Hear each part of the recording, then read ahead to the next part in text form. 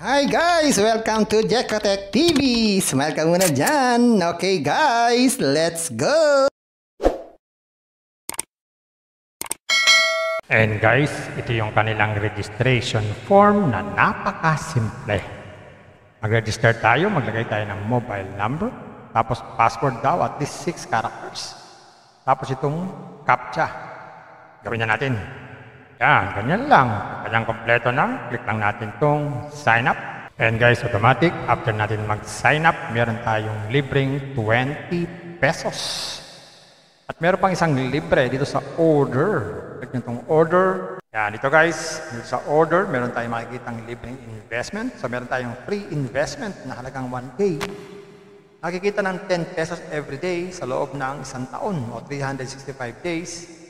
Yan, total niyan ay 3,650. So pwede na withdrawin yan basta every 100 pesos. So ibig sabihin, yung 3,650 ay hindi bigla ang darating sa ating account, kundi 10 pesos ng 10 pesos every day. Tapos yung 10 pesos i-add natin sa libreng 20. Pag tayo nag-sign up, pag umabot ng 100, pwede nang withdrawin. Basta buhay pa tong application na to. Pero pag wala na to, hindi na rin mag-withdraw yun. So, yun yung ating makikita to na libre. So, meron sila ditong inaalok na investment. Pwede tayo mag-invest, kaya lang risky. So, meron mga investment dito para daw tayo makabilis makapag-withdraw dito sa home. Ito yung kauna-una investment. Kagaya itong una, 200 pesos daw ang investment. Meron daw itong kitang 60 pesos every day sa loob ng 30 days. Kaya ang total return yan ay 1.8. Ang susunod naman ay 400. Meron daw itong 128 every day, 30 days din yan. So lumalabas dito, 4 days, bawi na ang puhunan. Mayroon pa tayong king. Ang susunod naman ay 900 pesos ang investment. Meron itong 306 every day. So lumalabas dito, 3 days, bawi na ang puhunan. Wow! Ang susunod naman ay 1.8 na. Meron daw itong kitang 648 every day. So lumalabas dito, 3 araw din, bawi ang puhunan, may tubo pa. Agawin lang para makapag-invest. Click lang itong buy. Yan, pili ng gateway. Pwedeng gateway 1 or gateway 2. Pili natin ay gateway 1. Tapos pili ng buy.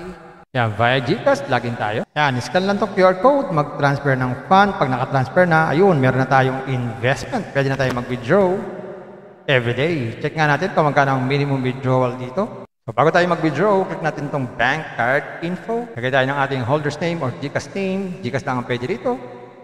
Yan, isa lang. Tapos, ilagay dito ang GCash number. Gawin na natin. Yan, ganyan lang. Click natin itong submit. Yan, successful na. So, check na natin ang withdrawal. Ayun, ang minimum withdrawal dito ay 100 pesos. Anytime, pwede mag-withdraw at wala raw fee. So, ibig sabihin, only withdrawal. At dito sa bandang kanan, upper right corner, ito yung customer service nila. Pwede tayong kumontak sa kanila in case na meron tayong problem sa ating account. So, meron sila ditong bank card info. Pwede tayong palit-palit ng ating GCash. Sa withdraw, at ito yung ating order, makikita natin yung ating mga investment, at yung ating payment record. Meron sila ditong FAQ sa mga lagi na lamang tinatanong ng mga tanong, andyan ang mga kasagutan, at customer service nga, pwede tayong sumali sa subscribe to our channel, sa mga channel group, para tayo po yung makipagkwentuhan sa mga narito. Kung ayaw nyo naman, log out na lang tayo sa application na to. So, yun lang. So, ito ay risky. Asa sa inyong mga kamay at puso at isip ang desisyon kung tayo po ay sasali. Meron naman tayong option. Mayroong libreng option, kaya lang mag-iintay tayo mag-withdraw. Basta buhay pa itong application na ito, makakapag-withdraw. Pero kung nagmamadali, mag-invest na lang. Kaya lang, risky. Bala na kayo, guys. Kayo nga mag-desisyon. Pampaalala, ang ganitong mga application, minsan tumatagal, pero minsan sandaling-sandali lamang. Kagaya itong application na ito, ang hula ko dito, tatagal ito mga 4 to 5 days. Pag sumobra dyan, swerte na tayo. Kaya maging mag-ingat sa ating pag-i-invest. At kung wala kayong pag-invest,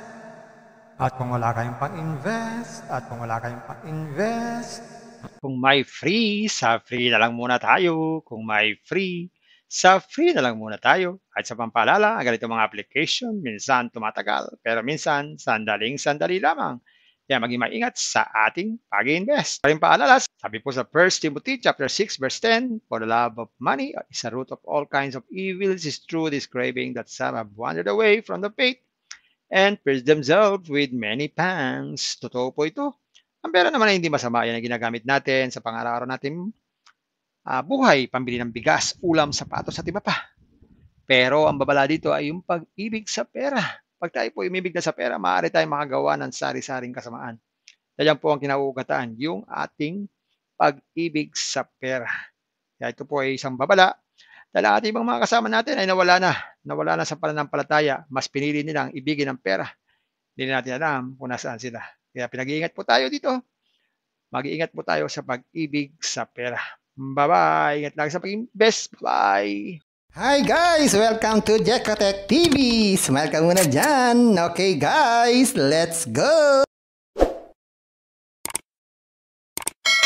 And guys, ito yung kanilang registration form na napakasimple. Mag-register tayo, maglagay tayo ng mobile number, tapos password daw at least 6 characters. Tapos itong CAPTCHA. Gawin na natin. Yan, ganyan lang. Kanyang kompleto na, click lang natin itong sign up. And guys, automatic, after natin mag-sign up, meron tayong libreng 20 pesos. At meron pang isang libre dito sa order. Click nyo itong order. Yan, dito guys, dito sa order, meron tayong makikitang libreng investment. So meron tayong free investment na halagang 1K. Nakikita ng 10 pesos every day sa loob ng isang taon o 365 days. Yan, total niyan ay 3,650. So pwede na withdrawin yan basta every 100 pesos. So ibig sabihin, yung 3,650 ay hindi bigla ang darating sa ating account, kundi 10 pesos ng 10 pesos every day. Tapos yung 10 pesos i-add natin sa libreng 20. Pag tayo nag-sign up, pag umabot ng 100, pwede nang withdrawin. Basta buhay pa tong application na to. Pero pag wala na to, hindi na rin mag-withdraw yun. So, yun yung ating makikita to na libre. So, meron sila ditong inaalok na investment. Pwede tayo mag-invest, kaya lang risky. So, meron mga investment dito para daw tayo makabilis makapag-withdraw dito sa home. Yan, ito yung kauna-una investment. Kagaya itong una, 200 pesos daw ang investment. Meron daw itong kitang 60 pesos every day sa loob ng 30 days. Kaya ang total return yan ay 1.8. Ang susunod naman ay 400. Meron daw itong 128 every day, 30 days din yan.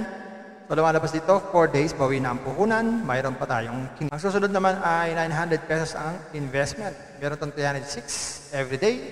So lumalabas dito, 3 days, bawi na ang puhunan. Wow! Ang susunod naman ay 1.8 na.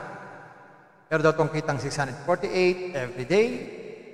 So lumalabas dito, 3 araw din, bawi ang puhunan, may tubo pa. Gagawin lang para makapag-invest, click lang itong buy.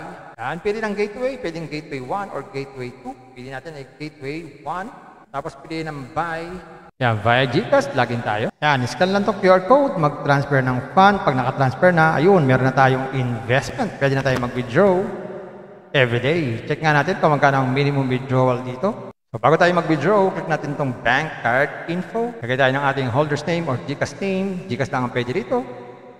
Yan, isa lang. Tapos ilagay dito ang GCash number. Gawin na natin. Yan, ganyan lang. Click natin itong submit. Yan, successful na. So check na natin ang withdrawal. Ayun, ang minimum withdrawal dito ay 100 pesos. Anytime pwede mag-withdraw at wala raw fee.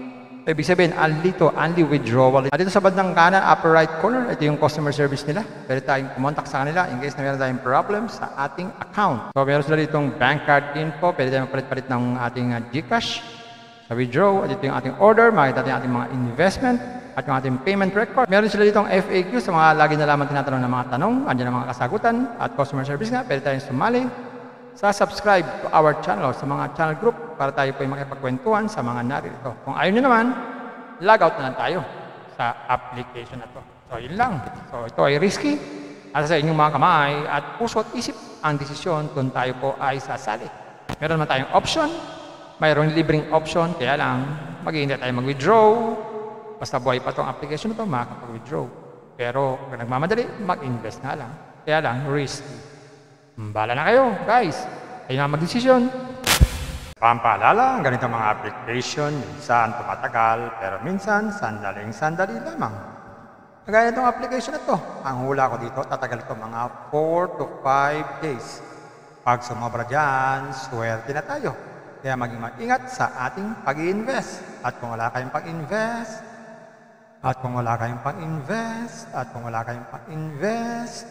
Kung may free, sa free na lang muna tayo. Kung may free, sa free na lang muna tayo. At sa pampaalala, ang ganitong mga application, minsan tumatagal, pero minsan sandaling-sandali lamang. Kaya maging maingat sa ating pag-invest. Pa rin paalala, sabi po sa 1 Timothy chapter 6 verse 10, for the love of money is a root of all kinds of evils. It is true this craving that some have wandered away from the faith and pierced themselves with many pangs. Totoo po ito. Ang pera naman ay hindi masama. Yan ang ginagamit natin sa pang-araw-araw natin buhay, pambili ng bigas, ulam, sapatos at iba pa. Pero ang babala dito ay yung pag-ibig sa pera. Pag tayo po umibig na sa pera, maaari tayong makagawa ng sari-saring kasamaan. Yan po ang kinauugataan, yung ating pag-ibig sa pera. Kaya ito po ay isang babala dahil ang ating ibang mga kasama natin ay nawala na sa pananampalataya. Mas pinili nilang ibigin ang pera. Hindi natin alam kung nasaan sila. Kaya pinag-iingat po tayo dito. Mag-iingat po tayo sa pag-ibig sa pera. Bye-bye. Ingat lagi sa pag-invest. Bye. Hi guys! Welcome to Jekotech TV! Smile ka muna dyan! Okay guys, let's go!